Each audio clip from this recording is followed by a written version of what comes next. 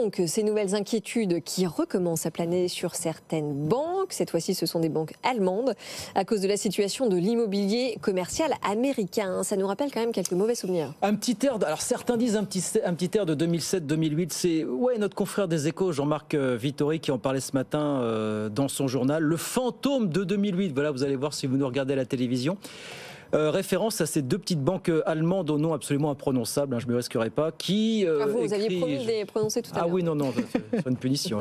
Ces petites banques ont de plus en plus de mal à se refinancer parce que leurs portefeuilles sont truffés d'immobilier américain. Alors cette fois, pas résidentiel, pas commercial. Est-ce que ça ne nous rappelle pas quand même crise des subprimes en 2007, 2008. Qui se du lance? résidentiel, pas du commercial. Elisabeth ou Laurent? Laurent. Oh, Laurent va prendre le sujet.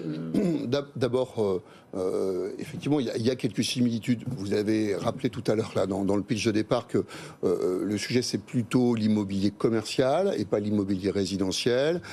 C'est vrai que les similitudes, c'est la dynamique forte des taux d'intérêt préalablement à la crise qui crée des difficultés effectivement de financement, mais aussi de remboursement, de capacité de remboursement pour ceux qui se sont positionnés sur ce type d'immobilier. La réalité de l'immobilier commercial, c'est un petit peu différent quand même que l'immobilier résidentiel. Là, le sujet, c'est plutôt l'évolution des modes de consommation. Mais donc moins risqué. Voilà. En tout cas, moi, je pense qu'on est dans une zone de risque moindre pour d'abord plusieurs raisons, parce qu'on ne parle pas tout à fait du même immobilier. C'est les entreprises et pas les ménages.